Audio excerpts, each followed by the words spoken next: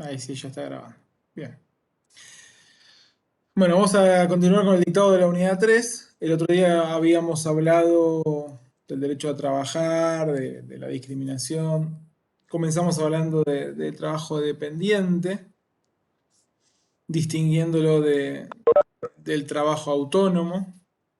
Nos referimos a las condiciones que tienen que ver con eso que llamamos dependencia o la subordinación y los problemas que también nos trae la realidad actual, donde hay formas de trabajo que no se pueden fácilmente encasillar en la idea de un trabajo dependiente, ¿no? Porque obviamente la desterritorialización del mundo, ¿no? Con las nuevas tecnologías generan nuevas formas de trabajo que es difícil de encuadrar en la normativa tradicional y que en muchos casos generan unas situaciones de trabajo mucho más precarias, ¿no?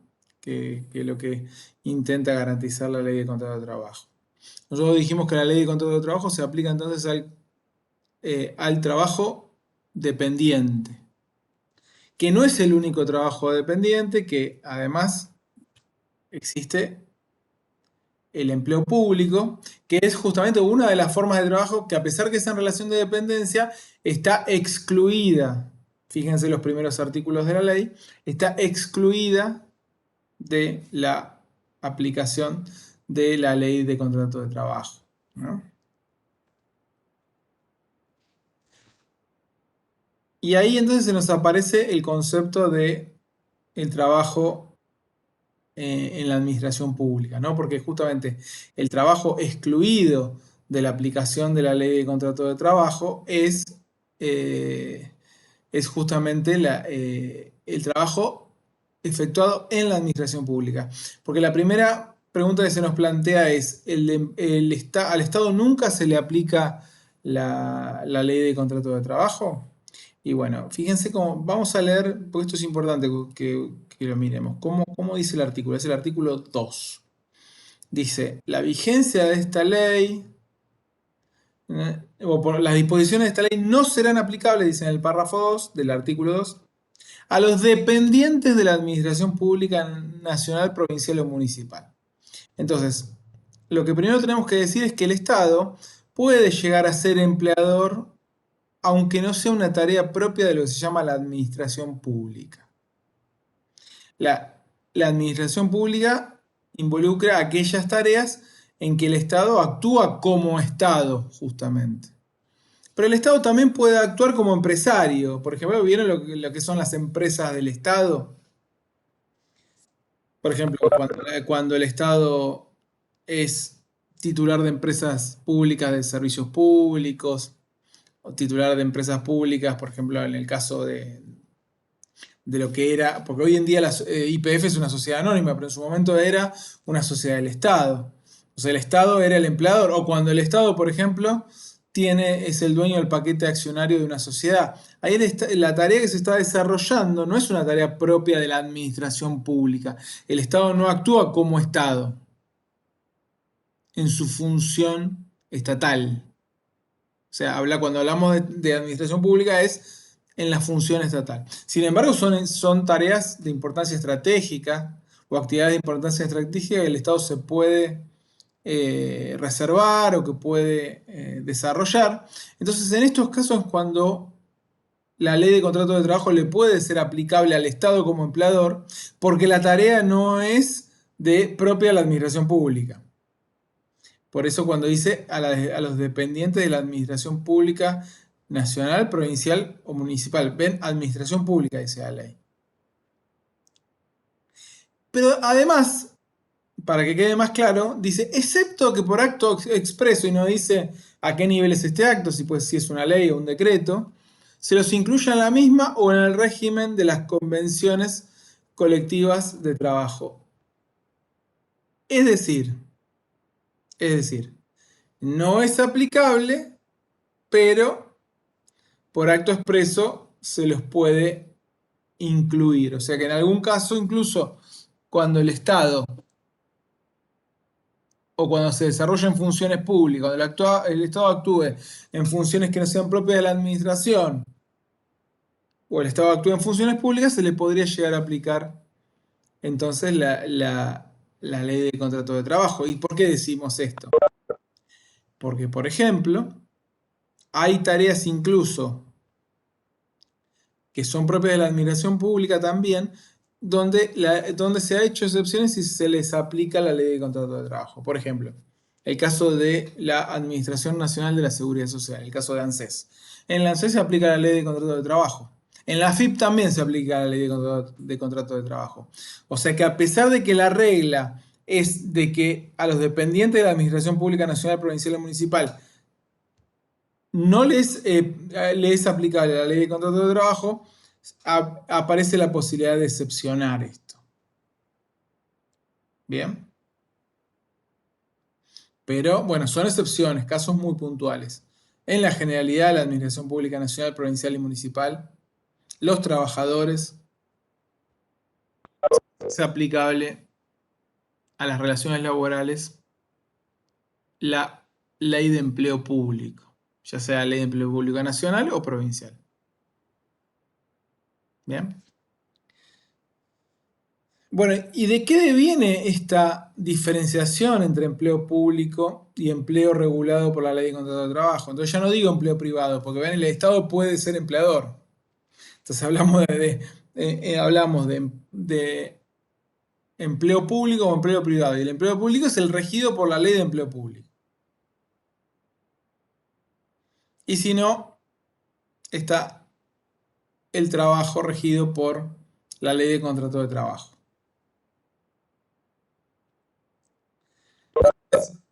Aquí claramente, en el caso del empleo público, el empleador siempre es el Estado, por supuesto. Se le aplica exclusivamente a funciones públicas donde el Estado actúa como Estado.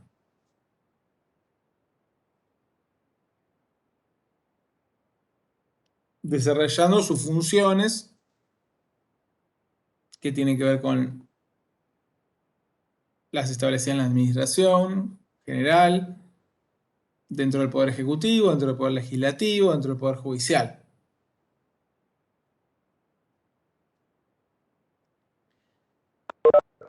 Y la diferenciación, por ejemplo, deviene también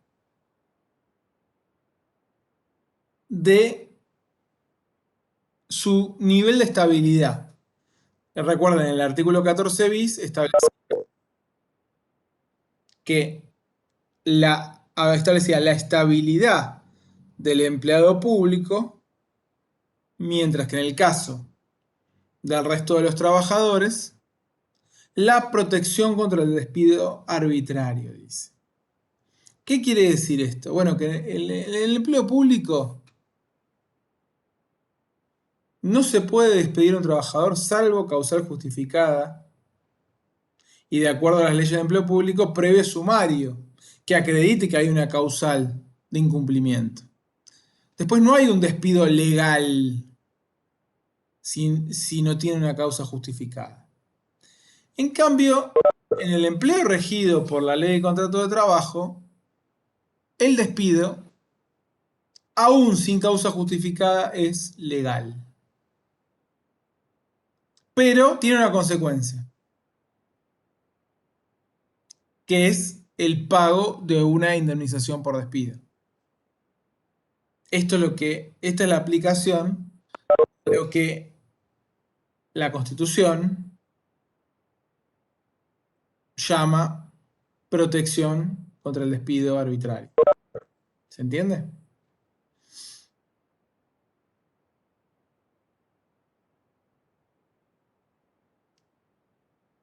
Ahora, ¿es la única diferencia que existe entre el empleo público y el empleo regido por la ley de contrato de trabajo?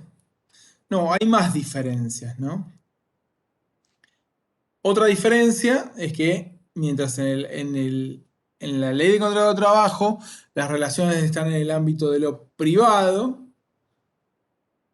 y como el Estado no actúa como Estado, las partes están en un pie de igualdad, pues justamente la idea de Estado es que hay una subordinación de los ciudadanos al Estado. El Estado somos todos. En cambio, en la ley de empleo público, por ser derecho público, estamos en un ámbito donde existe una igualdad jurídica entre las partes y el empleado público o funcionario público aparece en una posición de subordinación frente a la administración, entonces. Otra diferencia es que el empleo público tiene una finalidad pública de interés general, mientras que los contratos de derecho privado persiguen fines particulares. Esta finalidad pública tiene que ver con el ejercicio entonces de la función estatal, lo que decíamos la administración pública. Después también es diferente las consecuencias que tienen que ver con los términos de contratación. Mientras que en el ámbito público, los contratos, o por lo menos lo que se ha pactado, no son inalterables. Es decir, el Estado o la administración pública puede variar unilateralmente el contenido del contrato, puede modificarnos nuestras condiciones. O sea, no es derecho adquirido, porque estamos en el ámbito público. En el caso de la ley de contrato de trabajo, por ejemplo, sí se adquieren las condiciones acordadas y el empleador no puede modificar el contrato de trabajo afectando los derechos del trabajador. Esto ya vimos algo cuando hablamos de derechos y deberes de las partes.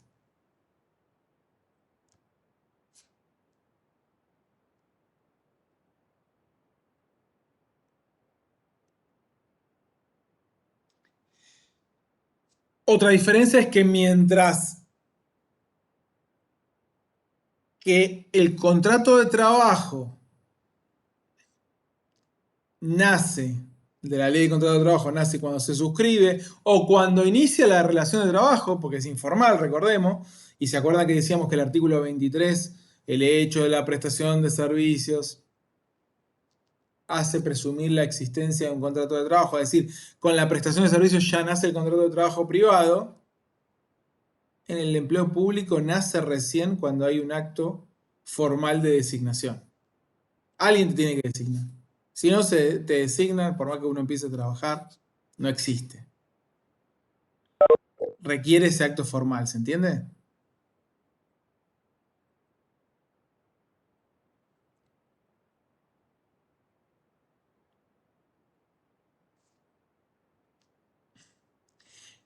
Esto no quiere decir que no se le apliquen los principios del artículo 14 bis. A ambos se le aplican el artículo. Por más que tengan algunas particularidades diferentes, cuando el artículo 14 dice el trabajo en sus diversas formas, dice, en su diversa forma de ser protegido, lo que está marcando es que el empleo público también tiene que seguir esas prescripciones que marca el artículo 14 bis para la protección del trabajo y del trabajador.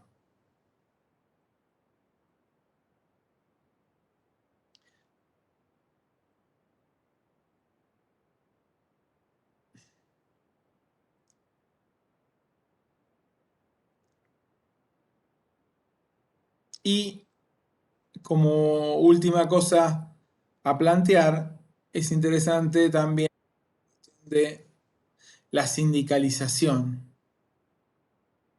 En el caso de los trabajadores públicos, se ha extendido la institucionalización de la sindicalización que tiene origen en el ámbito privado.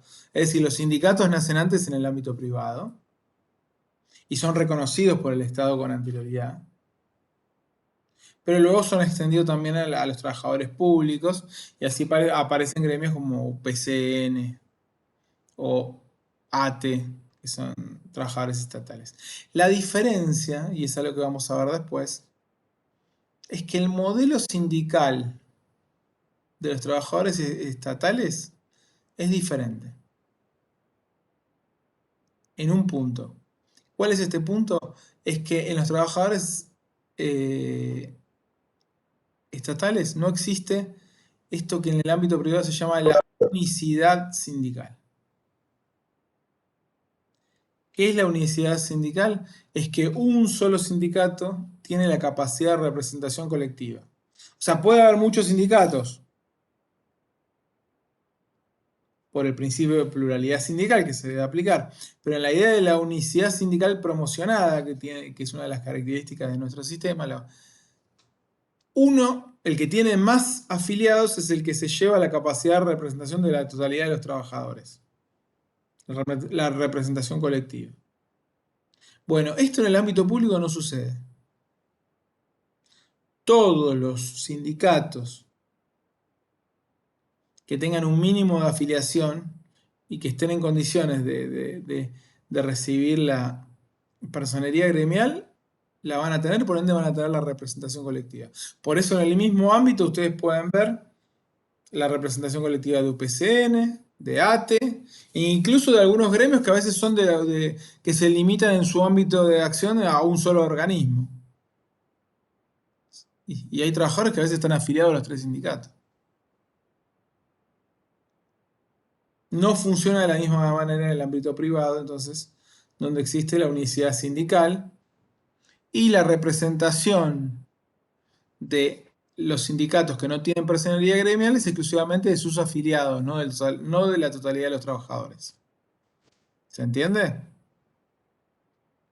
Entonces, eso en lo que respecta al empleo público. Entonces, definimos que el trabajo dependiente, por un lado, se desarrolla a través del empleo privado y por otro lado, a través del empleo público. El empleo privado es el regulado por la ley de contrato de trabajo 20.744 y el empleo público el regulado por las leyes de empleo público, ya sean nacionales o provinciales, de acuerdo a quién sea el empleador, el Estado provincial o el Estado nacional. Acá me preguntan si puedo repetir lo de la igualdad entre las partes. Bien. Esto lo habíamos hablado en la unidad 1 y se aplica acá. En la unidad 1 habíamos diferenciado entre el derecho público y el derecho privado. Mientras en el derecho privado las relaciones entre las partes son de coordinación, hay una igualdad jurídica entre las partes, o sea, todos somos iguales ante la ley. En este caso, empleador y trabajador, más allá de las protecciones que la ley establezca para el trabajador, pero no deja de ser un contrato y hay igualdad entre las partes. Por más que luego del contrato o con el inicio de la relación se advierta una relación de subordinación, que es material sobre todo, y que la ley la va a convertir en una subordinación jurídica. En el caso del derecho público, ya no estamos hablando de dos partes iguales ante la ley, sino que estamos hablando del Estado, que somos todos, y de los ciudadanos. Acá ya no hay una igualdad jurídica. Los ciudadanos somos subordinados al Estado. Y en este caso, en esta relación de empleo público, los ciudadanos son empleados del Estado. Con lo cual eso permite, entre otras cosas, que el Estado pueda variar las condiciones del contrato unilateralmente. ¿Se entendió?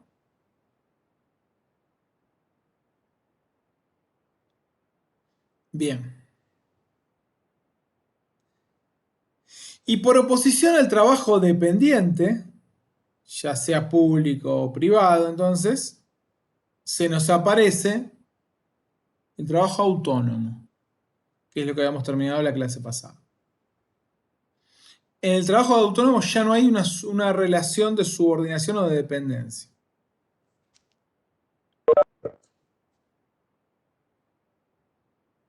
Yo soy mi propio empleador en términos coloquiales. Yo defino cómo voy a trabajar.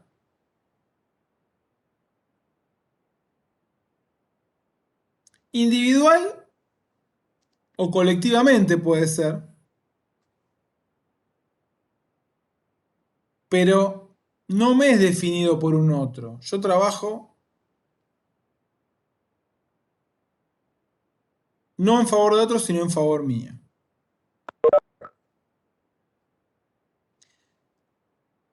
En los casos típicos, decíamos el otro día, es el caso de los profesionales, ¿no?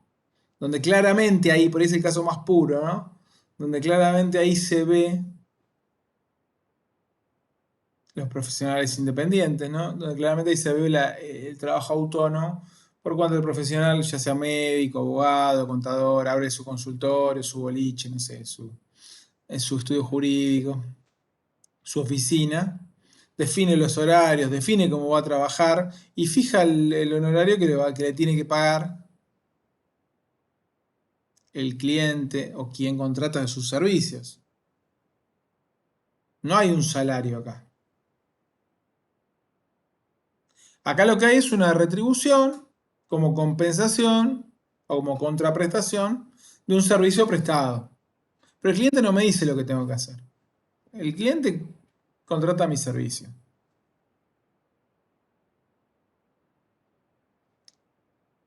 Uno pone las condiciones y si quiere no las acepta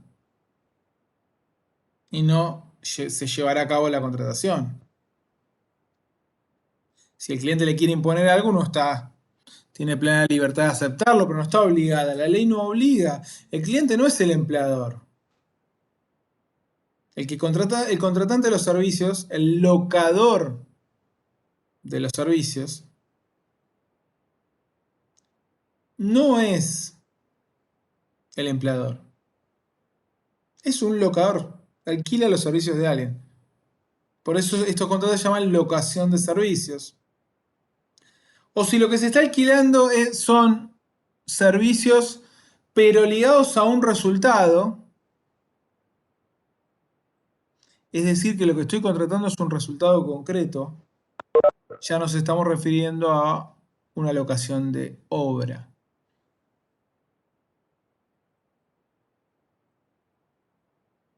Ahí ya no me importa cuánto trabajo aplico, sino me importa que obtenga el resultado.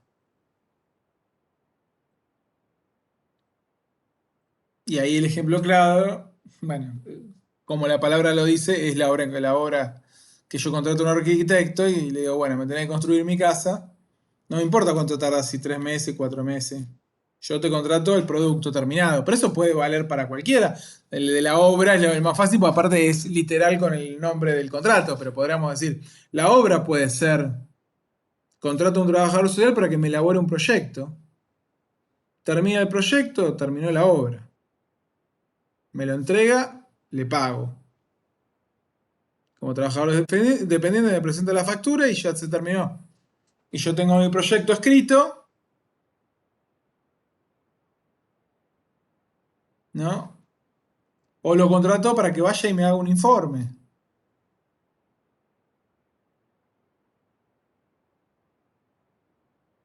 Un abogado para un juicio sería un ejemplo. Sería un ejemplo de locación de servicio.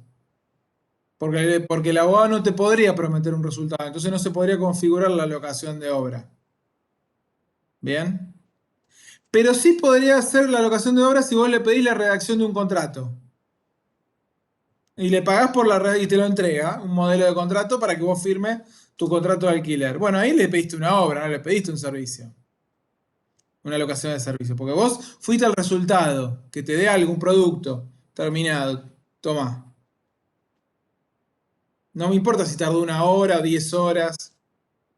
En el caso del juicio, yo necesito su trabajo que me acompañe cada vez que lo necesito en el juicio, que haga los escritos. No sé cuánto le va a llevar, pero es el trabajo y lo que estoy contratando. Y no lo contrato por ganar o por perder. ¿Mm? Contrato su representación legal.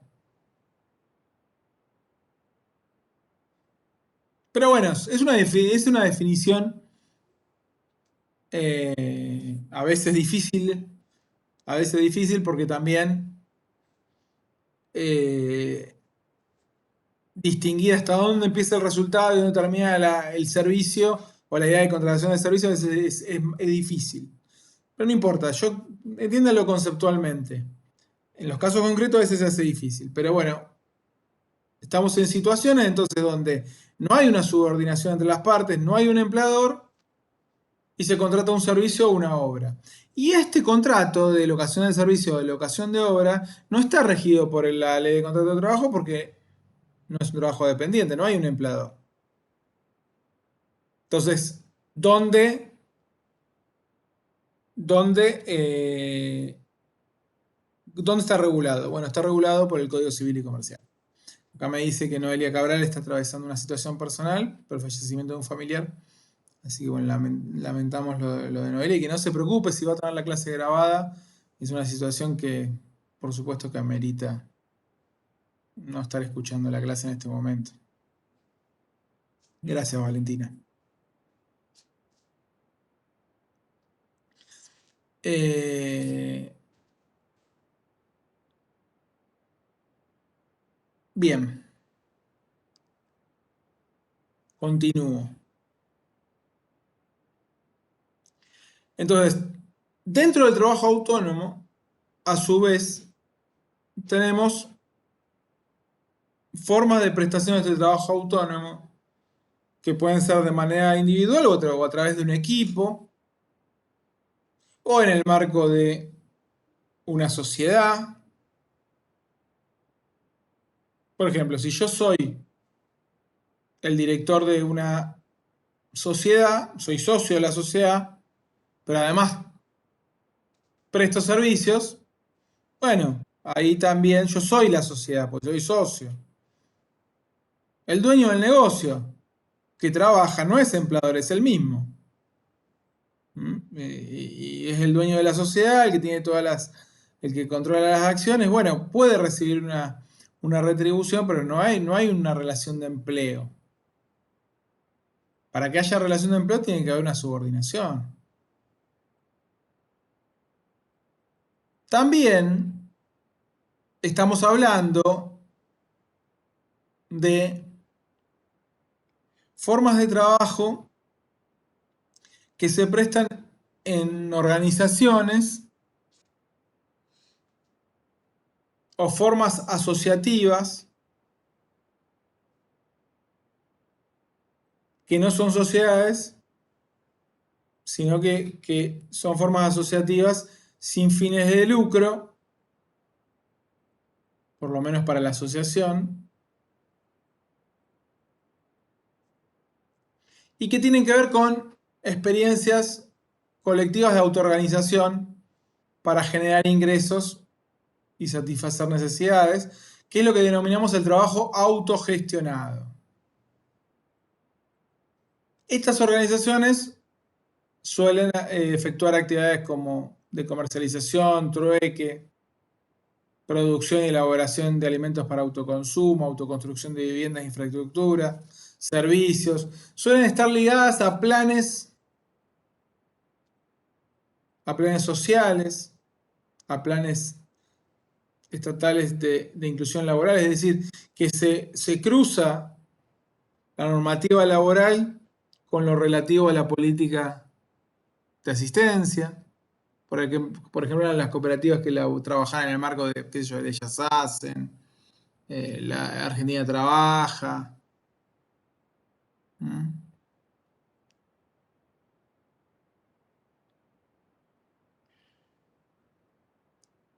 Eh, entonces, en este trabajo autogestionado,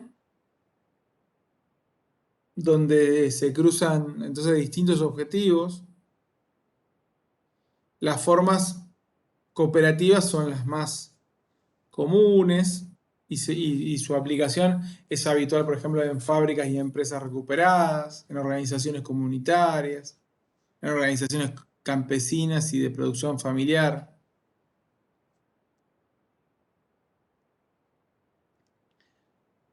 suelen implicar empresas con bienes y servicios que han sido recuperados o están en proceso de recuperación con el control de los propios trabajadores. Entonces ahí el rol del Estado suele ser el acompañamiento a estas formas de organización para evitar la destrucción de puestos de trabajo, para fomentar la inclusión laboral y para generar apoyo, asistencia técnica para mejorar su competitividad, ¿no?, en el mercado. Indudablemente, generalmente no tienen capacidades de inversión o requieren políticas de capacitación de los trabajadores. Entonces, la forma jurídica común son las cooperativas. ¿Y qué son las cooperativas? Son asociaciones autónomas de personas que se unen para hacer frente a sus necesidades por medio de una empresa de propiedad conjunta y democráticamente controlada. O sea, justamente la idea de la cooperativa es la idea de una organización que se controla, se autocontrola democráticamente. Y donde las decisiones son por persona y no son por participación. Si bien puede haber una participación distinta, por ejemplo, en la sociedad anónima, que es una entidad con fines de lucro, si yo tengo el 50%, mis votos equivalen a un 50%.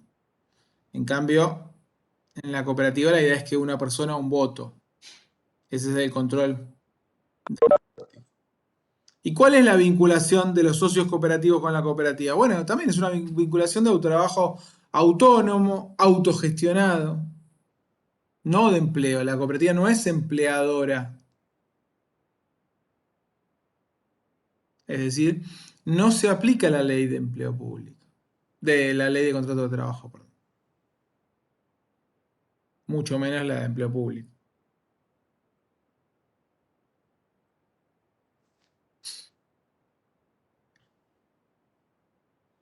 Bien.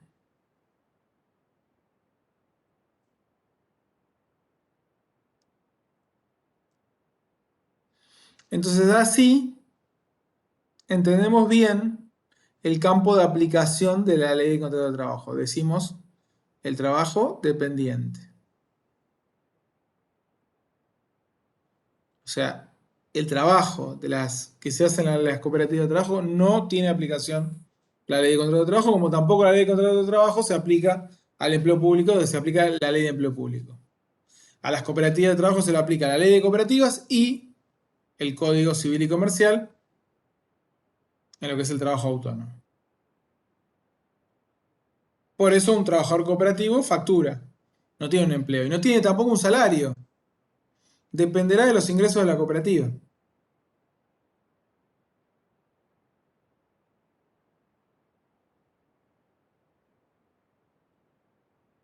No tiene un empleador. En realidad son un conjunto de personas que se unen y deciden democráticamente cómo van a organizar su trabajo, pero no hay un alguien externo que dice tienen que trabajar de tal manera. Son los trabajadores mismos. Y ahí aparece la idea de la cooperativa de trabajo. Es así entonces que la ley de contrato de trabajo define conceptos. El concepto de trabajo dice trabajo a los fines de esta ley es toda actividad lícita que se preste a favor, ahí está la idea de dependencia, de que tienen la facultad de dirigirla nuevamente la idea de dependencia, mediante una remuneración. Eso es el trabajo. Es decir, no cualquier trabajo. ¿Es trabajo el trabajo autónomo? Sí. Pero fíjense, constituye trabajo a los fines de esta ley, de la ley de contrato de trabajo, dice el artículo 4, el trabajo dependiente. El que se presta en favor de otro. Que ese otro es el que tiene la facultad de dirigirla.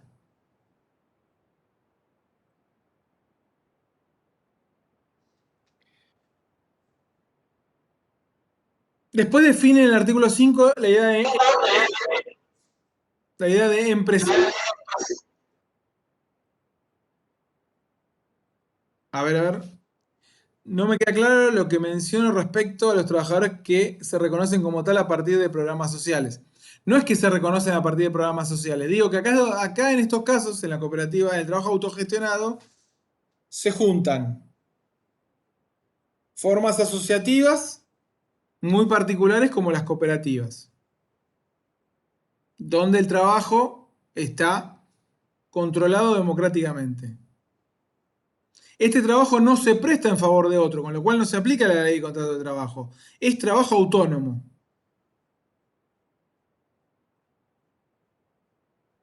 ¿Bien? Eso es lo que estoy marcando. Habitualmente, estas formas también están amparadas en la política de asistencia del Estado y por eso encuadradas en programas sociales. Pero el que reconoce el carácter de trabajador no es el programa social, es el Código Civil y Comercial, regulando el trabajo autónomo. ¿Bien? Acá dicen que no se escuchó el artículo 5, no llega a decirlo, así que por eso no se escuchó. ¿Se escucha bien ahora? Pues dice que está entrecortado. ¿Se escucha bien? Bien. Por otro lado, define el concepto de empresa.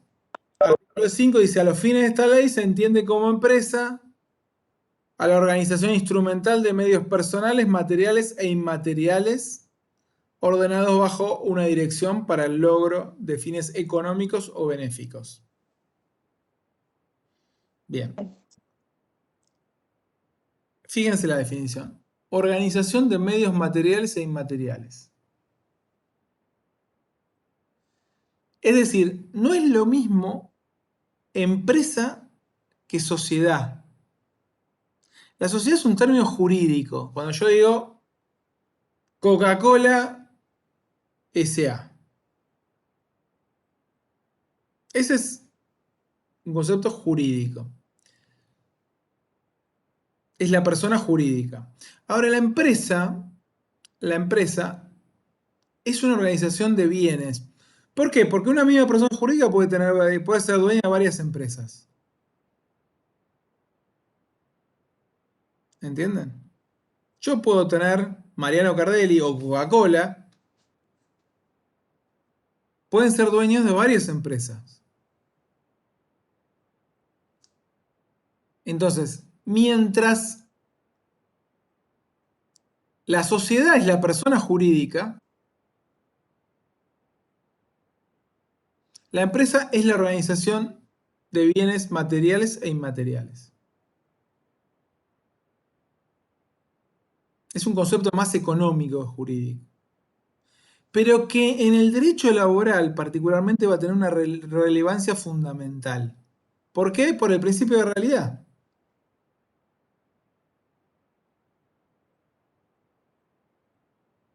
¿Y por qué digo esto? Porque, por ejemplo,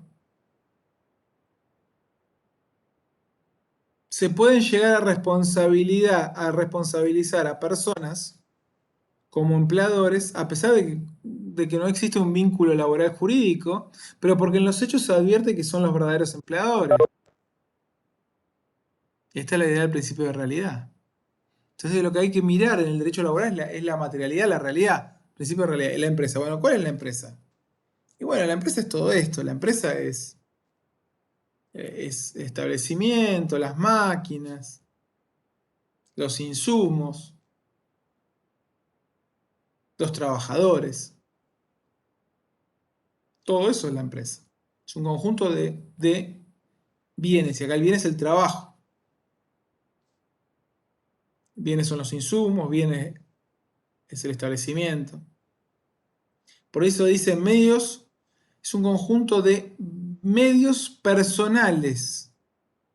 Por ejemplo, los trabajadores. Materiales e inmateriales.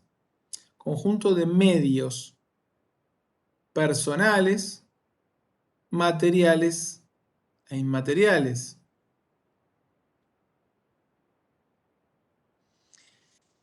Ordenados bajo una dirección, el empresario. Entonces el que dirige para el logro de fines económicos o benéficos. La empresa puede tener un fin de enriquecimiento para quien la dirige o no. Una fundación también pone en funcionamiento una empresa y no tiene como objetivo rentabilidad o una asociación civil. ¿Bien? Por lo menos no para la sociedad. ¿Por qué digo por lo menos no para la sociedad? Porque la fundación puede ser que contrate los servicios de alguien y le paga. Y en ese contrato hay rentabilidad para la persona que fue contratada, pero nunca para la entidad en sí misma. La entidad tiene fines benéficos. Por ejemplo, la Fundación Favaloro. ¿Ustedes creen que en la Fundación Favaloro nadie saca plata? ¿Los médicos trabajan gratis? No. Lucran los médicos, no. La que no lucra es la Fundación Favaloro. Por eso a veces también las fundaciones tienen cosas medio extrañas, ¿no? Porque uno dice, no, sin fines de lucro, pero vemos que se mueve mucho dinero y mucha gente retira dinero con formas de contratación.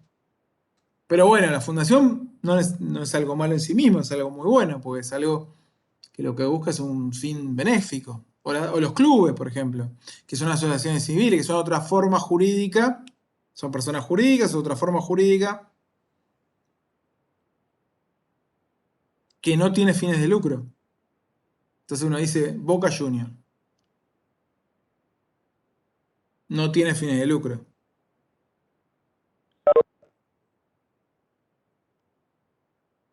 ¿Tiene fines de lucro? Mm. Nadie se lleva plata del club, ¿no? Nadie. Los jugadores de fútbol, no. Sin embargo, el club sigue siendo sin fines de lucro. O sea, Boca no tiene lucro. Cumple un fin benéfico. Es un club. Es un club de fútbol. Más allá de que los jugadores ganen millones, los técnicos ganen millones. Pero el club no tiene un lucro, una ganancia.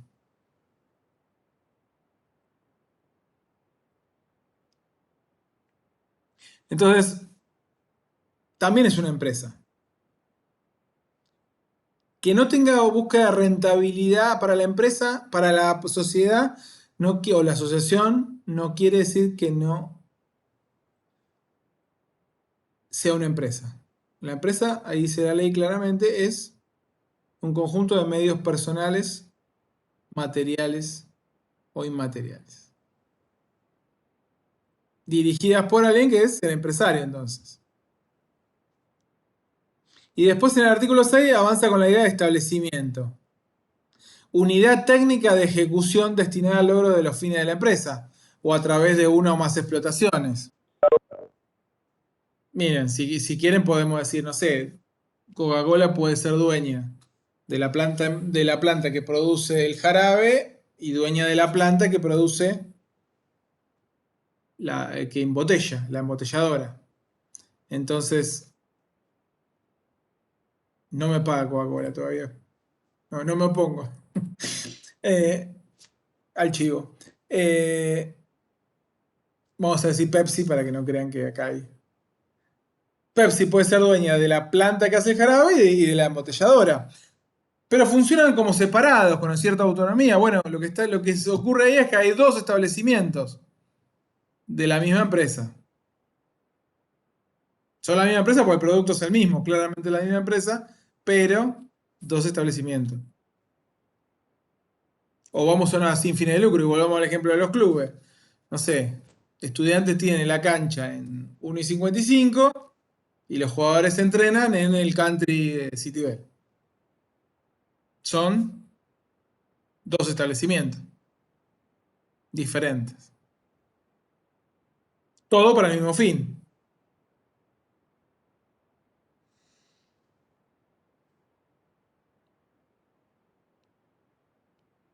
Bien, bueno, ahí tenemos entonces las definiciones de lo que son empresario, empresa, trabajo, por ende trabajador. Y más o menos ya tenemos enmarcado entonces de qué se trata esto del trabajo de dependencia regido por la ley de contrato de trabajo. ¿Qué es esto? Me ponen acá, ¿quién regula esto? A ver, Agustina, no entiendo la pregunta. ¿Quién regula eso?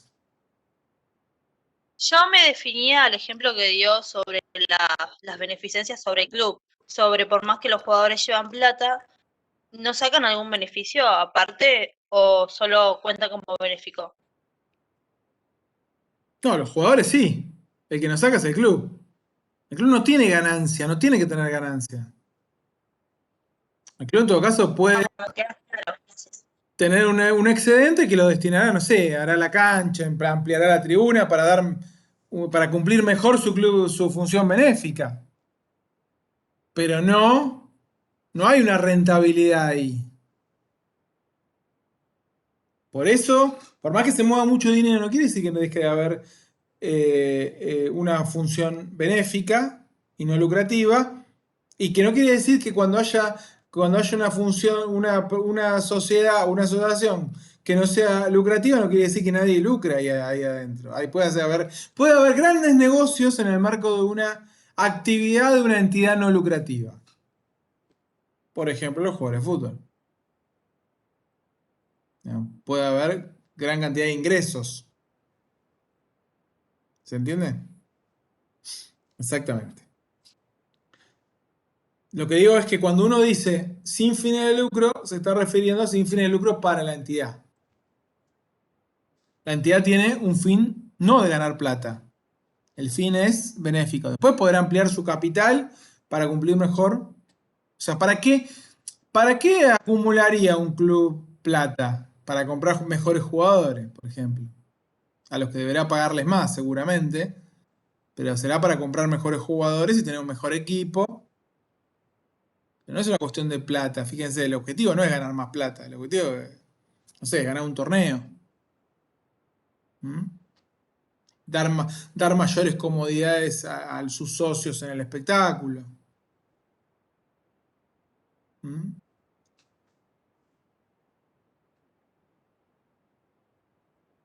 Bien. Bueno, entonces ya tenemos más o menos encuadrado esto que llamamos trabajo, regulado por la ley de contrato de trabajo. Y decimos también que la ley de contrato de trabajo, y ya hemos dicho a dónde se aplica.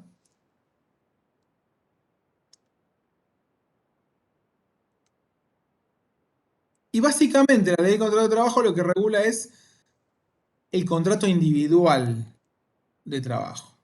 Es decir, la relación que existe entre empleador y trabajador. Por eso es contrato individual entre un trabajador y un empleador. El trabajo, el empleador puede ser una persona física, Juan, Pedro, José, o una persona jurídica, ya sea con fines de lucro, dijimos una sociedad de responsabilidad limitada, una sociedad anónima, puede ser una sin fines de lucro, podría ser entonces una asociación civil o una fundación, o puede ser o una cooperativa, o puede ser,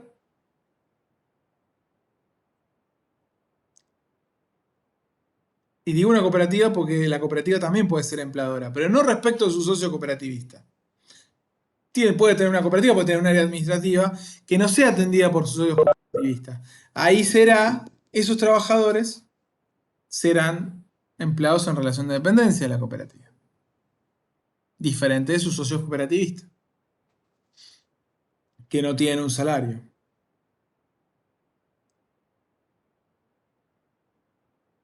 Entonces, el empleador puede ser una persona jurídica en cualquiera de esas variantes o puede ser una persona física. El trabajador tiene que ser una persona física. Digamos, no hay un trabajo no hay una sociedad anónima, no puede ser una empleada. Digamos, la cooperativa tampoco puede prestar servicios para alguien, pero no es empleada de alguien. Uno puede contratar los servicios de una cooperativa para que haga, no sé, una obra pública, un puente, pero eso no convierte a esa relación en un trabajo en relación de dependencia. Es una contratación de servicios, una alocación de servicios a la cooperativa. En definitiva, a los socios de la cooperativa, que son trabajadores autónomos. habíamos dicho.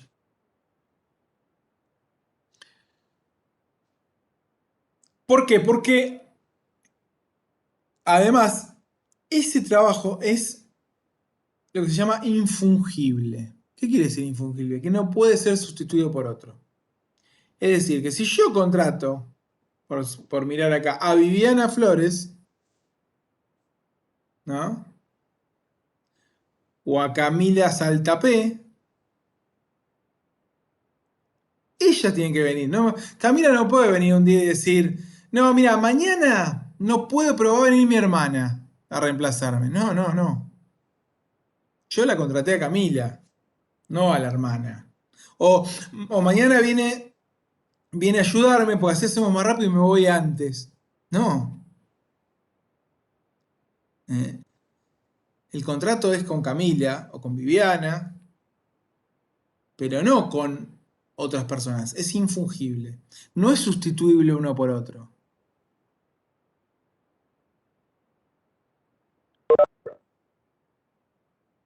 ¿Bien? César tiene sed, abrió la heladera. ¿Mm? Eh, entonces, mientras el empleador puede ser una persona jurídica, el trabajador nunca, siempre una persona física. Entonces, acá hay una relación, dijimos, proveniente de un contrato de trabajo, una relación individual de trabajo. Y el que regula, el ámbito del derecho que regula las relaciones individuales de trabajo es lo que llamamos el derecho del trabajo individual. Y por oposición a esto aparece el derecho colectivo del trabajo.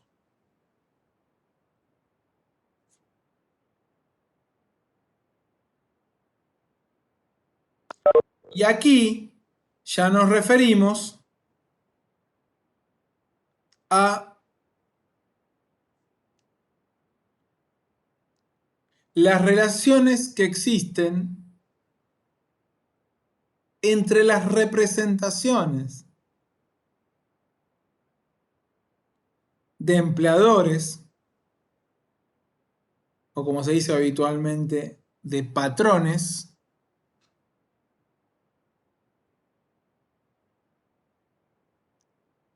y de trabajadores, es decir, las cámaras patronales y los sindicatos.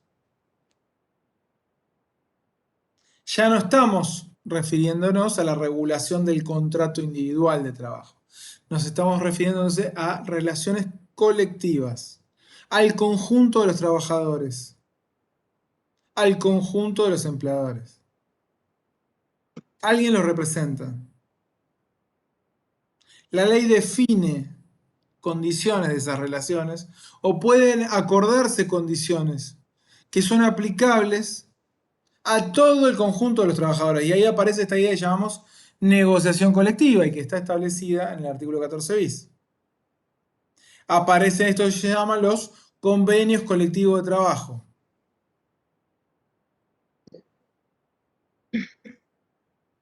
Aparecen también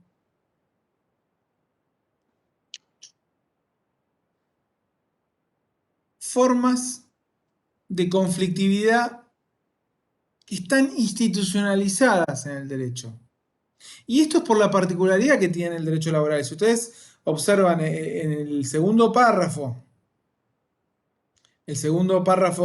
de la unidad 3, dice el derecho como resultado de la lucha de los trabajadores. Bueno, el derecho laboral es resultado del conflicto.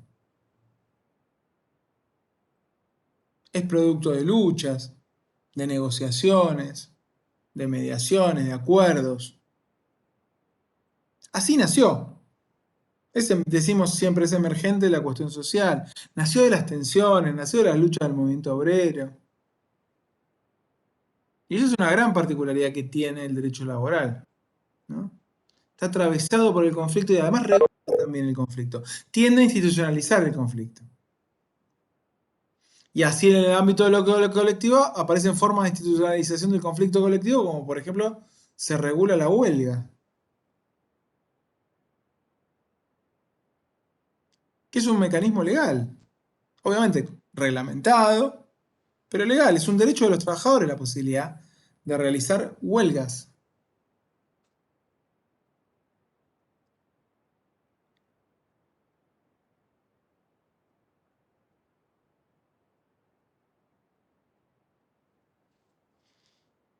Entonces, decíamos, el derecho laboral es producto de la lucha de los trabajadores, tiene origen en las luchas obreras del siglo XIX en Europa, en nuestro país también. Los inmigrantes, especialmente del socialismo, de dirigentes del socialismo y del anarquismo, tuvieron fuerte presencia, aun cuando todavía cuando la industrialización en la Argentina era incipiente,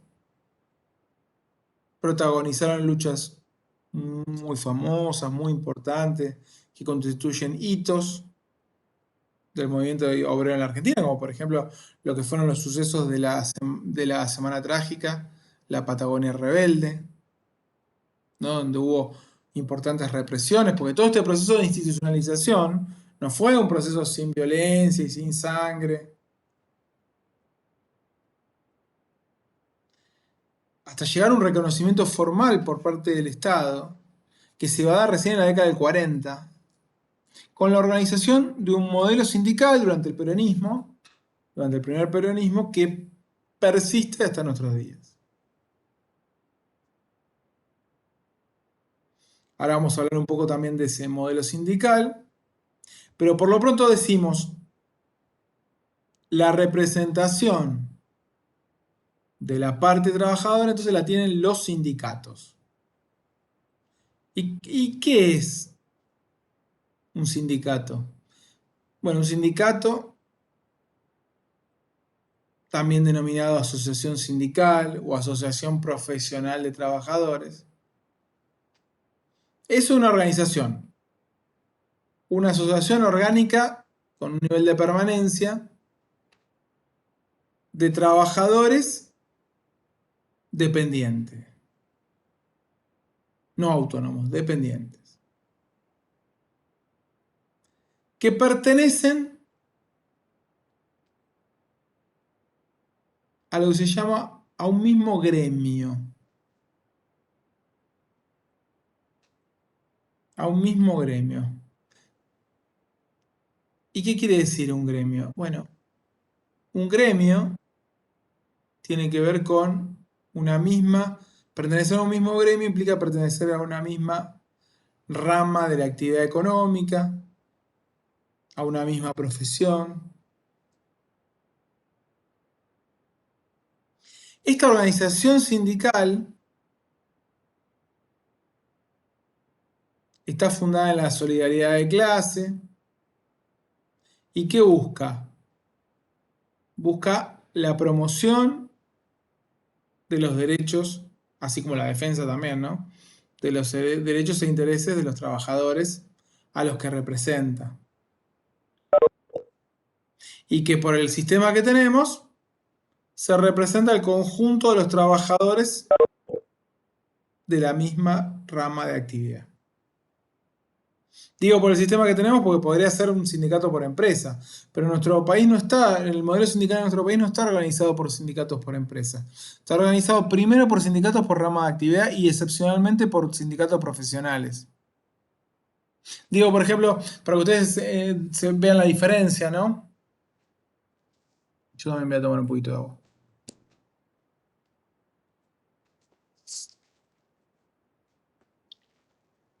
Ahora sale la cruz, no puedo ver. Profe, se me ocurre, por Sí. ejemplo, un ejemplo para esto, ¿no? No sé, en IPF, que hay muchas empresas distintas, todos tienen, o sea, sería el mismo gremio, pero el sindicato es uno solo también. ¿Me En entiende? YPF O sea, hay sí, establecimientos distintos. por eso.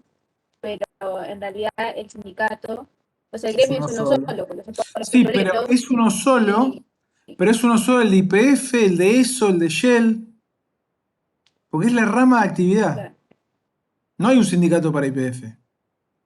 Sería un sindicato de empresa si fuera un sindicato para YPF. Pero primero en la Argentina, los gremios estaban organizados como sindicatos por rama de actividad. Esa es la idea de gremial. Es el ámbito en que actúan los sindicatos. Entonces, por eso se habla de gremio, el ámbito correspondiente a una rama de actividad. Esa es la idea de gremio, es la rama de actividad. ¿Y de dónde viene? Este viene de un resabio feudal el concepto. Cuando en la Edad Media aparecieron el gremio de los zapateros, el gremio de los productores textiles, ¿no? Era la idea de que se organizaban los artesanos en gremios. Gremio no es lo mismo que sindicato, a pesar que lo usamos de la misma manera, pero tiene algo de parecido, que es lo que hace que se tome ese concepto, ese resabio, y que es esta idea de la rama de actividad. Por eso nuestro país utiliza como sinónimo la palabra gremio y sindicato, aunque técnicamente no es lo mismo, pero las leyes lo definen como sinónimo. Sin embargo, por una cuestión jurídica tampoco van a ser sinónimos, porque gremio es el que tiene la personalidad gremial. Es decir, el gremio es un sindicato. Es es el sindicato que tiene la personalidad gremial. ¿Y el que no la tiene es un gremio? No, es un sindicato. El que tiene la personalidad gremial es el que representa al conjunto de trabajadores de la rama de actividad.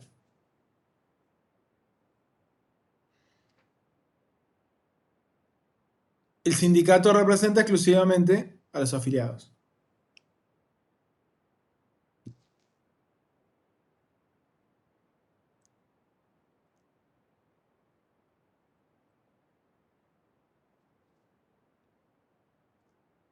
Ahora lo vamos a retomar cuando hablemos de la unicidad sindical, este tema.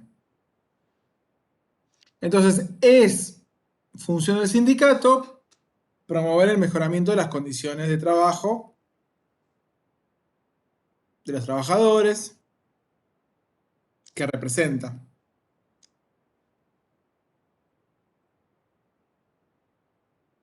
A ver. Estela. Pero ¿qué sucede cuando un sindicato coacciona a otro no perteneciente a su rama a afiliarse a él? Ejemplo camionero. Pero me hablas de un ejemplo muy particular. Bueno, no es tan fácil a veces distinguir qué corresponde a cada uno. Por ejemplo, hay a veces tensiones entre los sindicatos, por ejemplo, vieron que las plantas de YPF son muy grandes y dentro de las plantas de YPF circulan camiones que no salen de la planta. Entonces, ¿a quién corresponde el chofer del camión que transita dentro de la planta? ¿Le corresponde a camionero o le corresponde a YPF? Bueno, y ahí se dan tensiones, porque en el país ha habido guerras, digamos, para determinar a quién corresponde. Y bueno, termina mediando el Ministerio de Trabajo, puede haber acuerdo entre las partes, porque a veces no es tan fácil distinguir, ¿no? Es el caso de los metalúrgicos, ¿no? Y los del ESMAD, por ejemplo, también tienen diferencias, es difícil distinguirlas, ¿no? Porque todos habitualmente trabajan en empresas metalúrgicas, pero sin embargo va dirigido a un determinado tipo de profesión y otro a otra. Por ejemplo, también está difícil el tema de los maquinistas y el resto de los trabajadores de los trenes, que son los ferroviarios y la fraternidad, ¿no? En los trenes, ¿no? Que son diferentes sindicatos. Bueno, eso tiene que a veces también que ver con consideraciones históricas. Son los casos donde ahí aparece la idea de profesión, no solamente la rama de actividad. Porque ahí la rama de actividad es la misma, sin embargo, los maquinistas van por un lado y el resto de los trabajadores por el otro. Eso tiene que ver con cómo se fueron estructurando históricamente los sindicatos. Aunque nuestro sistema prioriza primero, como les dije, y en su gran mayoría, en casi la totalidad de los casos, la rama de actividad. Lo que no quiere decir que no existen algunos profesionales. Lo que no existen son los de empresa. No existen sindicatos por empresa. Por ejemplo, en lo que tiene que ver con los trabajadores sociales, en Brasil, los trabajadores sociales están sindicalizados por profesión. independientemente de donde trabajen. Eso en nuestro país sería imposible. O sea, el trabajador social que actúa en el Estado es trabajador del Estado, no es trabajador social, primero. Sin embargo, en el ámbito de la salud aparecen, por ejemplo, ideas de profesión. Por ejemplo, vieron que la SICOP articula a los profesionales, empleados de la salud. Y ahí aparece la idea de profesión. Entonces hay excepciones a la idea de rama de actividad, pero en sí prevalece siempre, salvo por algunas cuestiones históricas de conformidad de los sindicatos, de conformación de los sindicatos, que existen excepciones que las prevé la ley como posibles, pero establece la preeminencia de la idea de rama de actividad siempre.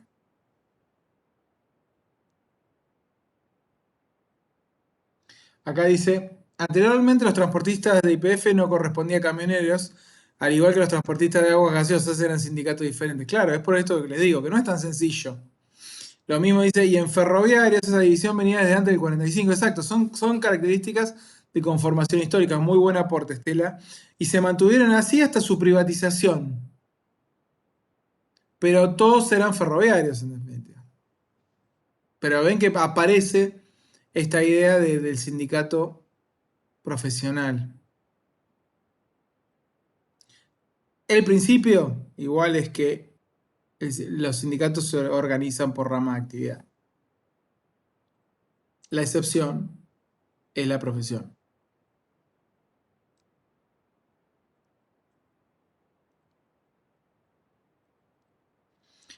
No es lo mismo un sindicato que un colegio profesional.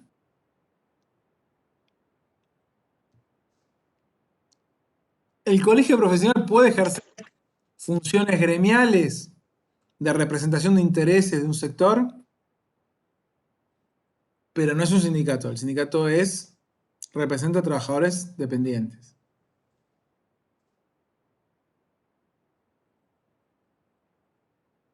Y habitualmente los colegios profesionales tienen además funciones no solamente de representación, es más, no es ni siquiera la función principal.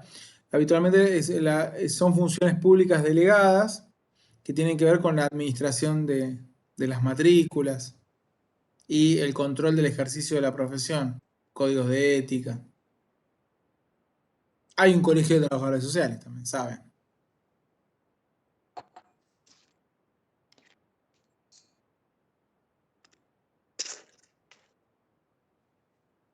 Amor.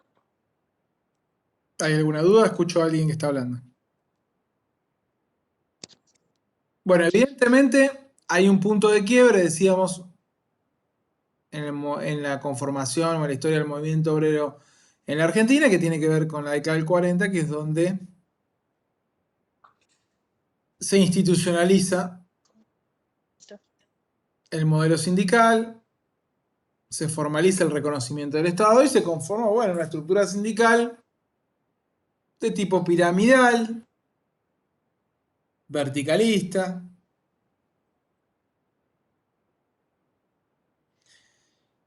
que de alguna manera quiebra la tradición del movimiento obrero en la Argentina, que era más inorgánico, que no había sido reconocido por el Estado, hasta ese momento, bueno, es con el movimiento peronista, con la figura de Perón, es que se logra la unificación del movimiento obrero y se crea la Confederación General del Trabajo en la década del 40, que hasta hoy en día es, bueno, la cima, ¿no?, de esa pirámide.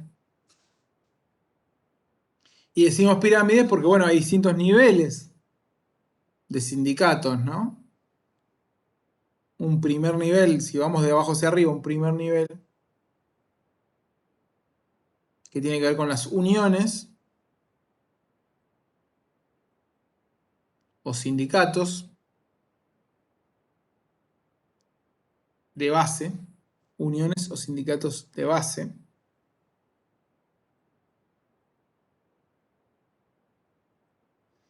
Y habitualmente las uniones o sindicatos de base lo que hacen es, tienen una representación, además de una rama de actividad, pero de un ámbito geográfico particular, qué sé yo, el Sindicato de Empleados del Comercio de La Plata. de Berisso, de, no sé, de Quilmes.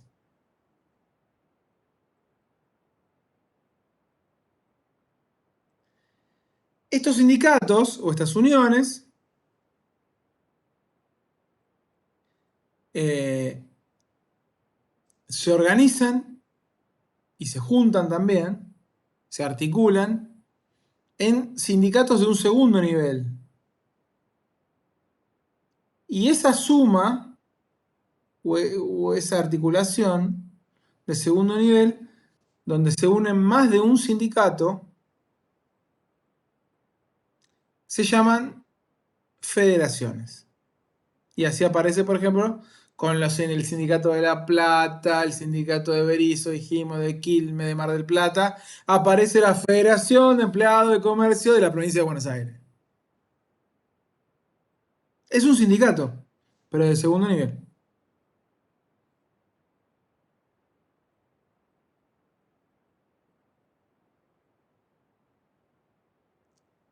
A su vez, en este segundo nivel también puede haber uniones de federaciones, porque puede ser que sea la Federación de Empleados de Comercio de la zona sur de la provincia de Buenos Aires, la Federación de Empleados de Comercio de la zona norte, la Federación de Empleados de Comercio de la zona oeste, y todas se juntan y conforman la Confederación de Trabajadores de la provincia de Buenos Aires.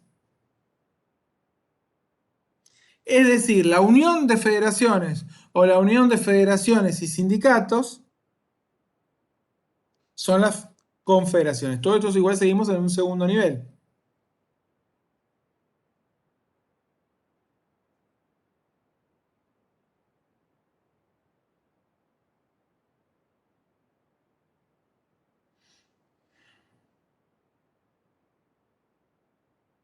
Y después, un tercer nivel, que es la gran confederación, que une a confederaciones, federaciones, sindicatos de base. Y es la punta, la cima de esta pirámide. Y es la Confederación General del Trabajo.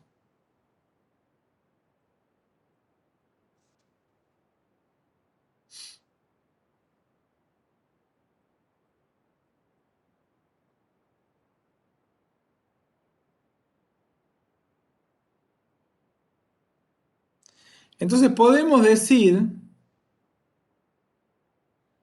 que en la historia del movimiento obrero se fue pasando de etapas, esto ocurrió en todo el mundo, también en la Argentina, a etapas de prohibición donde la acción sindical era considerada ilegal. Ahí era bravo hacer una huelga, realmente, porque era un delito. Los trabajadores que eran deportados, por eso llegan tantos dirigentes sindicales de Europa, eran deportados, ¿no? Por los conflictos obreros. A una etapa de tolerancia, donde de a poco se van derogando las prohibiciones, donde las organizaciones gremiales dejan de ser clandestinas, donde se disminuyen los niveles de represión por parte del Estado.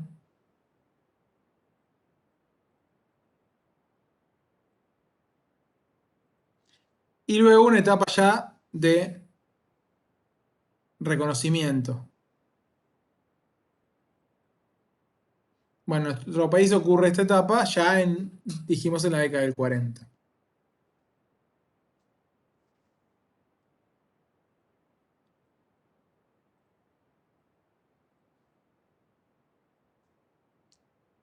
Ahora, a pesar del reconocimiento sindical de la década del 40, la acción sindical no se desarrolla de manera tan sencilla y fácil, ¿no? Las dictaduras militares siempre han tendido a limitar y a reprimir también la acción sindical.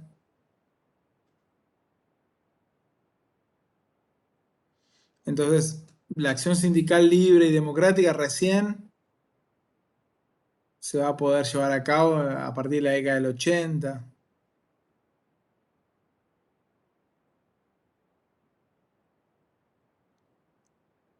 Sin embargo, bueno, la década del 40 dio lugar entonces a una profusión de normas de organización y de reconocimiento del movimiento obrero, y en la conformación, como dijimos, de un modelo sindical muy particular, caracterizado entonces por una estructura piramidal, que ya la describimos recién, y vertical, por la incidencia que tienen las decisiones. Ese tercer nivel, producto también de la organización por rama de actividad, ¿no? O sea, las luchas en una empresa no son suficientes, sino requieren que todo el movimiento obrero, en lo que tiene que ver con una rama de actividad, tensione y que decida también el posicionamiento de la entidad representativa, de todo el sector.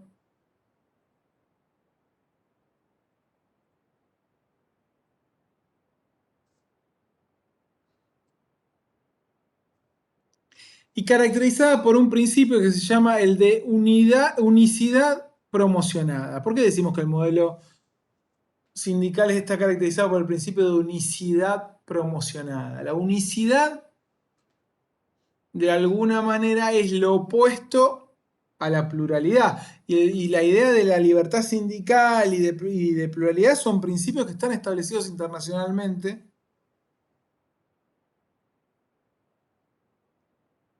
de organización del movimiento obrero. Es decir, la idea es que puede haber distintos sindicatos para un mismo ámbito de actividad. Esa es la idea de pluralidad. O sea que uno puede elegir el sindicato en que uno se afilia.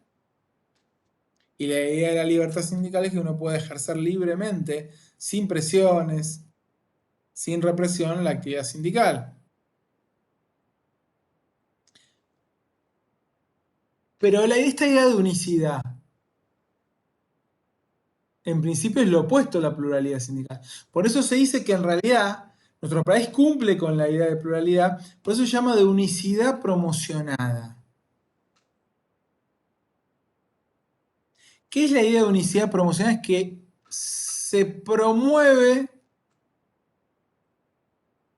que exista un solo sindicato representativo de una rama de actividad. Y ese sindicato es el gremio, el que tiene la personería gremial.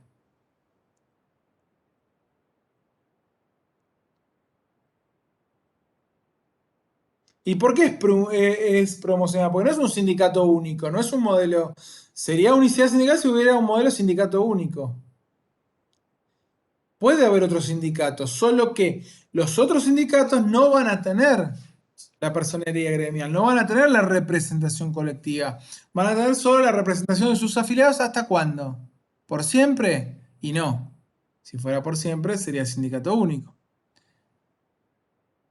Van a tener la representación de sus sindicatos y no la representación de sus afiliados y no de el conjunto de los trabajadores de la rama de actividad hasta que logren mayoría de afiliados.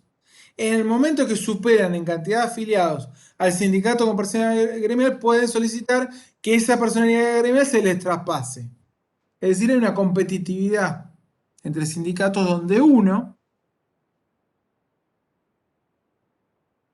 de los sindicatos, el que tiene más afiliados, logra la personalidad gremial. Por eso no es que se contradice en el modelo a la pluralidad sindical.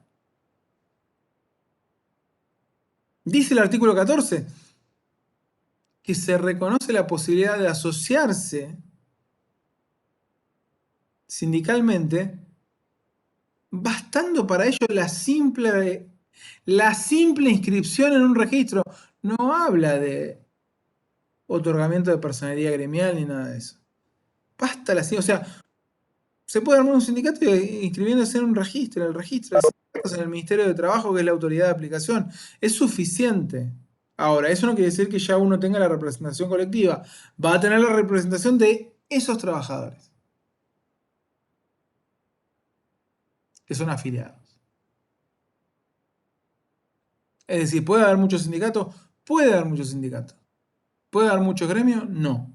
El gremio es uno, el que tiene la personería gremial.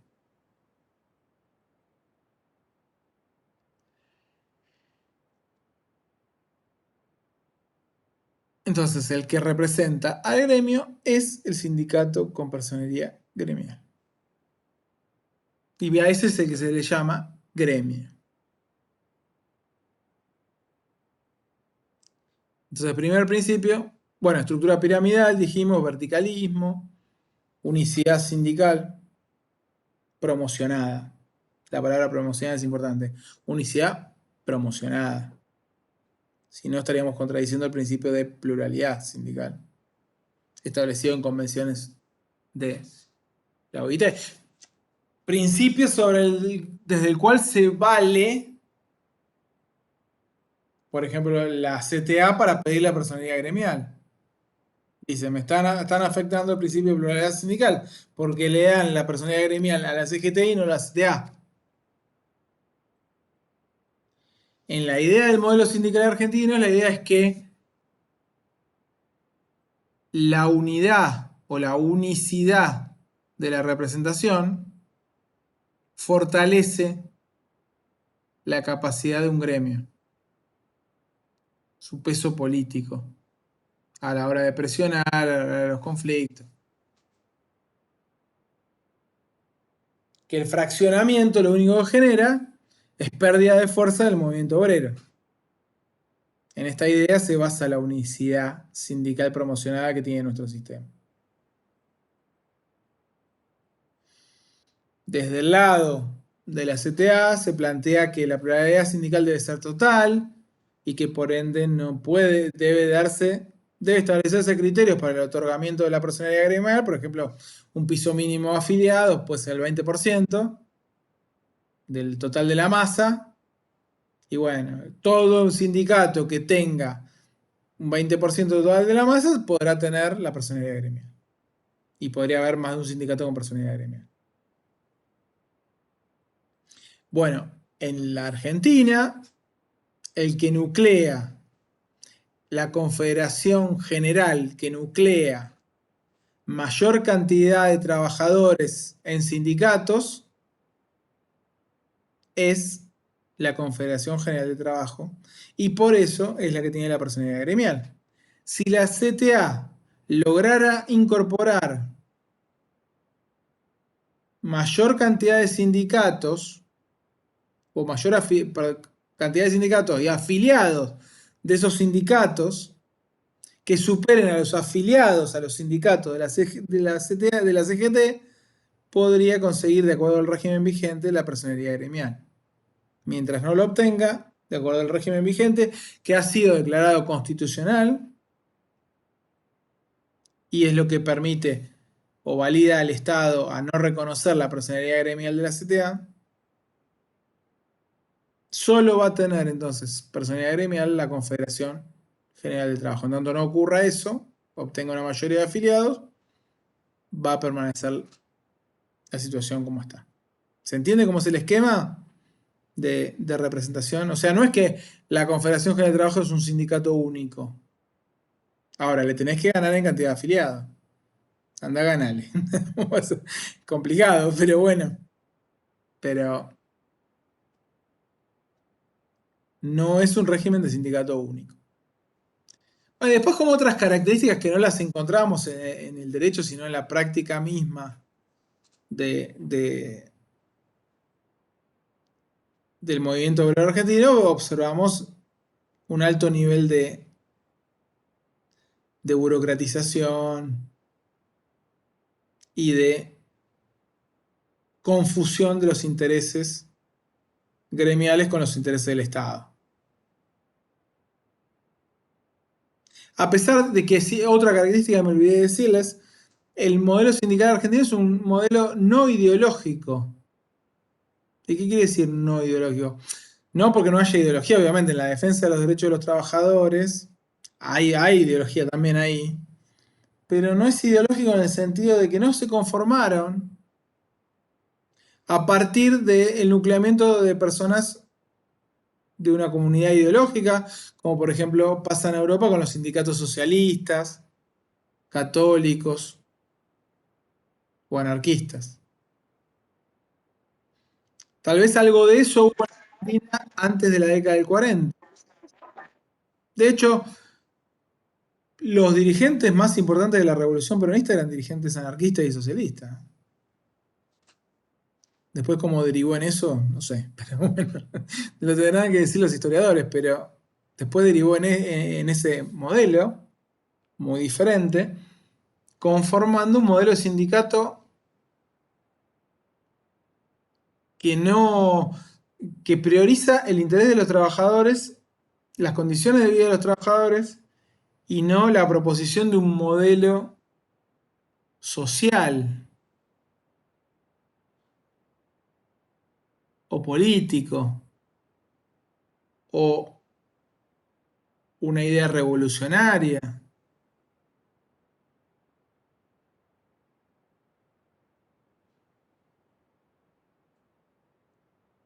Aunque esa conformación histórica en el peronismo hace que el movimiento sindical argentino esté atravesado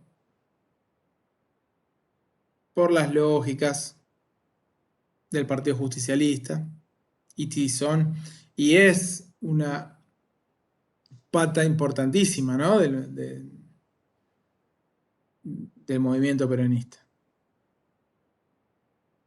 A pesar que desde lo jurídico no se plantea la idea de la ideologización de la acción sindical.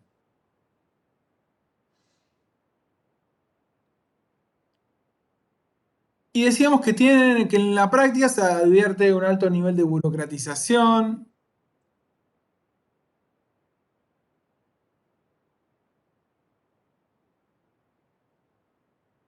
¿Y por qué burocratización? Y bueno, porque los sindicatos son estructuras que incluso han llegado o desarrollan hoy funciones públicas, más allá de la defensa o representación de los intereses de los trabajadores.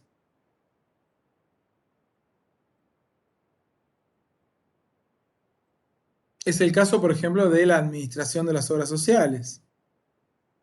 ¿Y cuál es la función pública? Bueno, es una función que tiene que ver con la política sanitaria, que sin embargo es desarrollada por los sindicatos, donde manejan una cantidad de recursos que son transferidos a través de aportes y contribuciones, del trabajo, y cuyos destinatarios son los propios trabajadores y sus familias, ¿no? Las obras sociales, que atienden la salud. Una función que en principio es una función del Estado, pero que por leyes que surgieron no, no en la década del 40, como habitualmente se piensa. O sea, se cree que las obras sociales como las conocemos son un invento de Perón y realmente no lo son, sino que las obras sociales como las conocemos nacieron para fines de la década del 60, lo que fue el pacto militar sindical, en la época de Onganía,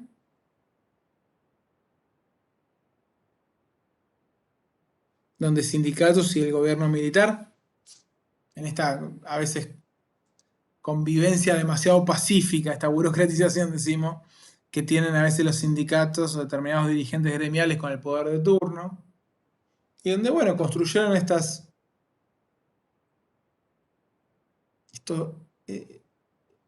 organizaciones, que si bien muchas ya tenían una preexistencia como mutuales, no eran de aporte obligatorio. Los trabajadores podían asociarse a la mutual o no. A partir de este momento, y por eso se empiezan a llamar obras sociales, La atención de salud de estas organizaciones va a ser obligatoria. El aporte y las contribuciones es obligatorio, se conforman los seguros sociales en salud y los van a administrar los sindicatos. Más de 300 obras sociales hay en la Argentina sindicales.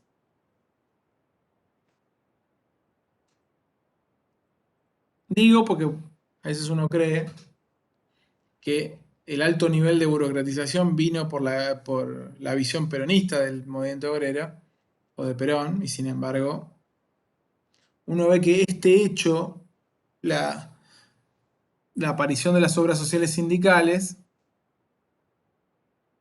es un hecho muy importante para esta burocratización o esta confusión de los intereses o de las funciones estatales con las funciones de los sindicatos. Esto es una particularidad muy propia de la Argentina. Entonces casi que los sindicatos son sindicatos de Estado. Fíjense que son como si fueran un ente público. Están cumpliendo una función pública. Entonces en esa lógica tienen un financiamiento, que es un financiamiento que viene del Estado, porque el que recauda esos fondos, si bien esos fondos son fondos de los trabajadores, ¿quién los recauda? No van directo al ente, pasan por el Estado y el Estado los paga a los sindicatos. Y bueno, y en ese pago a los sindicatos, de esa recaudación, bueno, se generan negociaciones, que te doy, que no te lo doy, que te lo piso. Esto no lo escriban así en un parcial, pero ocurre, y bueno, hay un juego, ¿no? Donde por un lado el sindicato opera con una fuerza muy importante, porque tiene un poder económico muy importante, que es el manejo de los recursos de la obra social, es mucho dinero, pero también un Estado que tiene potencia para complicarlo al sindicato y pisarle la manguera. Y escatimarle los recursos. Entonces, bueno, ahí aparece un nivel de disciplinamiento de parte del Estado respecto de los sindicatos que tiene que ver con el manejo de los recursos de las obras sociales. O sea, todo el poder que el manejo de esos recursos le da a los sindicatos, porque manejan mucha guita, es también un poder que viene con algunas posibilidades también de restricción por parte del Estado, donde aparecen negociaciones. Y eso lleva a veces un alto nivel de burocratización, de confusión, de convivencia, por no decir nivencia, de los sindicatos con el poder de turno. A veces la poca resistencia que han tenido los sindicatos ante la flexibilización. Por ejemplo, lo que pasó en los 90, ¿no? Ante la flexibilización laboral, el deterioro de los derechos laborales en los años 90. Y cómo los sindicatos suelen ser más combativos cuando el Estado, los modelos políticos son más proclives a dar más derechos. Y ahí se ponen más combativos habitualmente. Pero bueno, lo que quiero marcar es la complejidad que genera esta posibilidad que han tenido los sindicatos de ser parte del sistema de la seguridad social, a través de la administración de fondos destinados a la salud de la población, en este caso de los trabajadores y sus familias, con las obras sociales administradas por los propios sindicatos.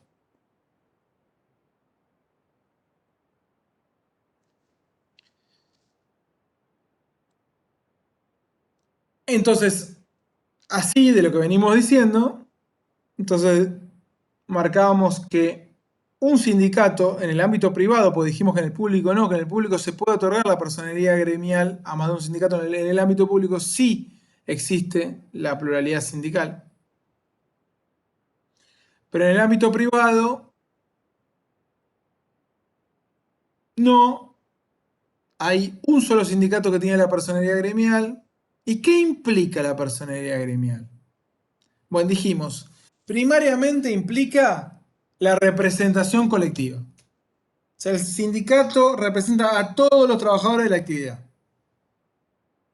O a todos los trabajadores de su ámbito. Porque puede haber, recordemos que había también a veces componentes profesionales. ¿Y qué quiere decir representar colectivamente a todos? Que no necesito que se afilie. Es una representación por ley. La ley me da esa capacidad. No necesito que venga y se afile, que me pide que lo represente. La afiliación sirve para saber a quién le corresponde. El que tiene más afiliados se lleva la representación gremial. Pero la representación gremial es la representación colectiva. La otra es individual. Y ustedes me dirán, bueno, pero si hay 100 afiliados y ese sindicato de representación no es individual, es colectiva, pues son 100. Sí, pero interindividual. Represento a Juan, a Pedro, a José. Es individual. En cambio, en la colectiva represento a todos. Innominado, a todos. Inclusive a Juan, Pedro y José que son afiliados al otro sindicato.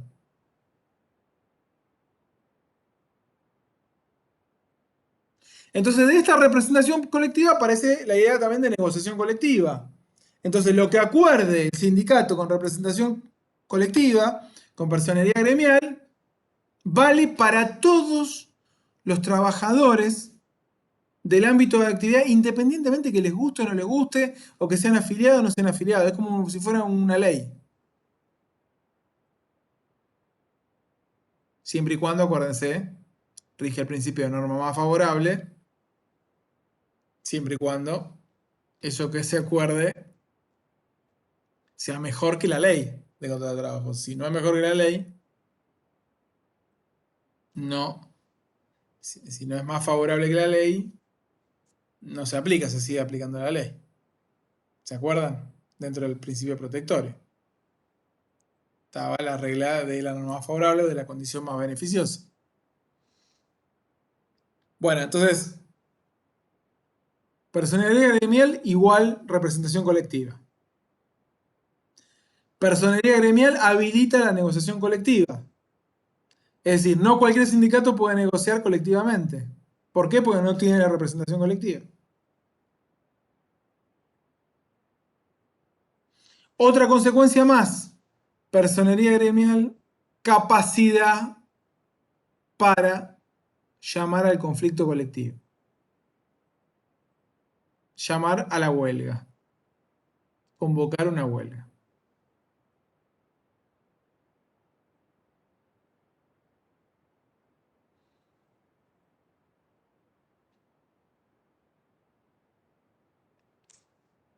Un sindicato que no tenga personería gremial no puede convocar a la huelga. Es decir, el derecho a huelga está reglamentado y, entre otras cosas, requiere que sea llamado por un sindicato con personería gremial y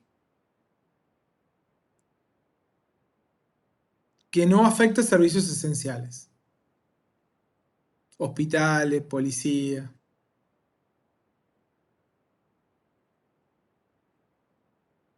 De hecho, los policías tienen directamente prohibición. No está ahí reglamentado, tienen directamente prohibición. No tiene que asegurar una guardia mínima. Directamente está prohibido. No pueden siquiera sindicalizarse. Se considera un acto de sedición la sindicalización de los policías.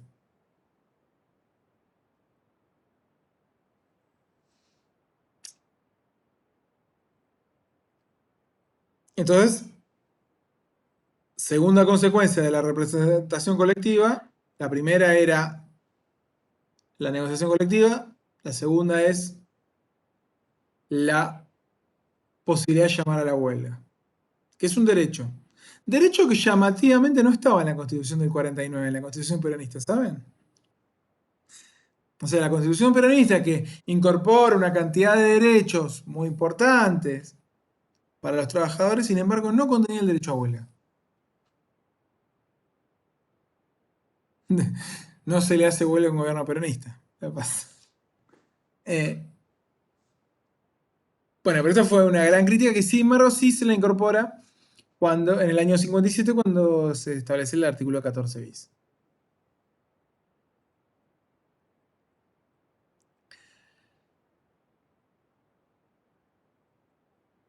Otra consecuencia más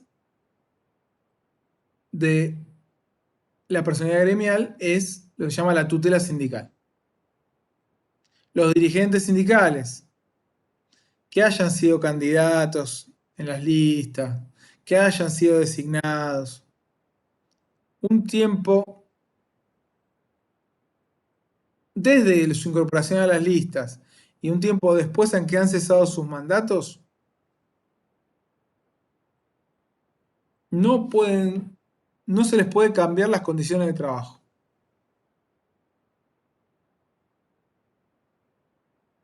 No pueden ser despedidos, no pueden ser cambiados de lugar, no puede bajarse el sueldo.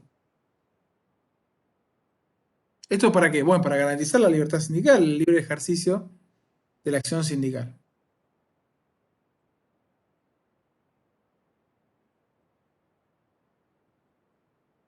Si se despide un trabajador que tiene tutela gremial o protección gremial, puede ser reinstalado, aunque sea una empresa privada. Aparece esta idea nuevamente de la estabilidad propia que servía para los trabajadores públicos. Bueno, acá sí aparece. Aparece para los dirigentes sindicales, lo que se llama la tutela gremial. Entonces, negociación colectiva, llamar a la huelga, tutela gremial. El sindicato con personalidad gremial puede administrar una obra social. Cuarto punto. No el que no tenga personalidad gremial. La puede administrar exclusivamente el que tiene personalidad gremial.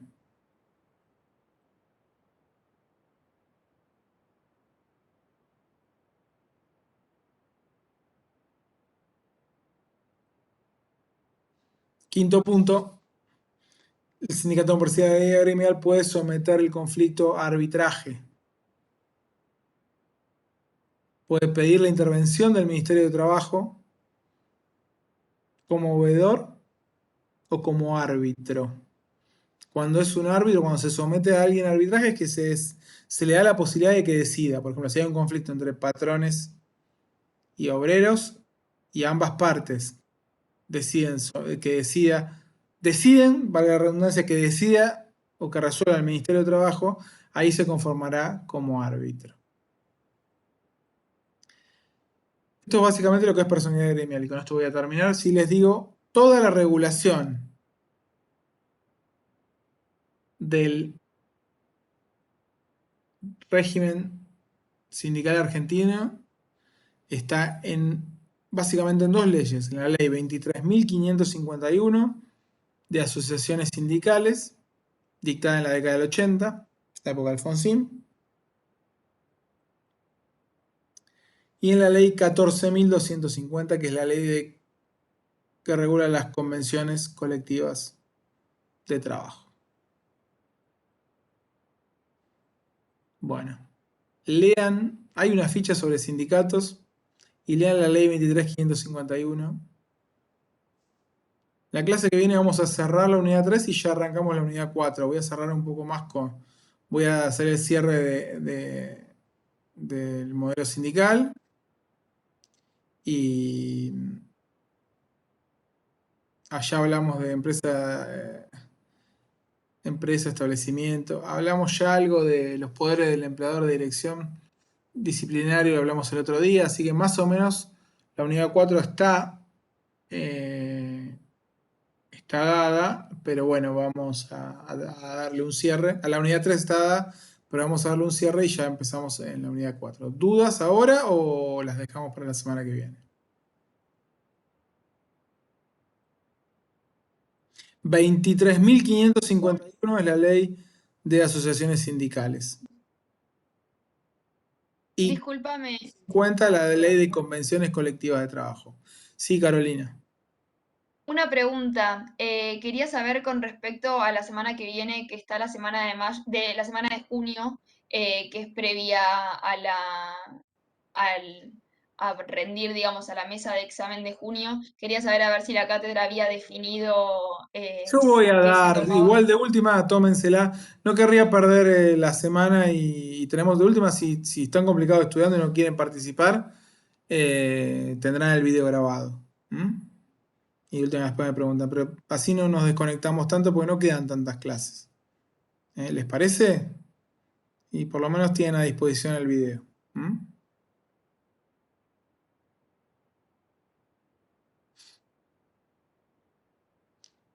¿Alguna duda más? Bueno, no, entonces nos vemos la semana que viene y bueno, lean ahí la bibliografía de la unidad 3 y ya comenzamos entonces la unidad 4. Hasta luego. Chao, gracias. Chao.